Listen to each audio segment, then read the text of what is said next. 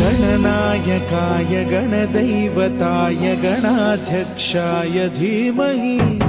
गुणशरीराय गुणमण्डिताय गुणेशानाय धीमहि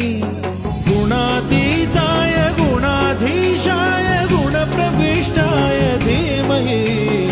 एकदन्ताय वक्रतुण्डाय गौरीतनयाय धीमहि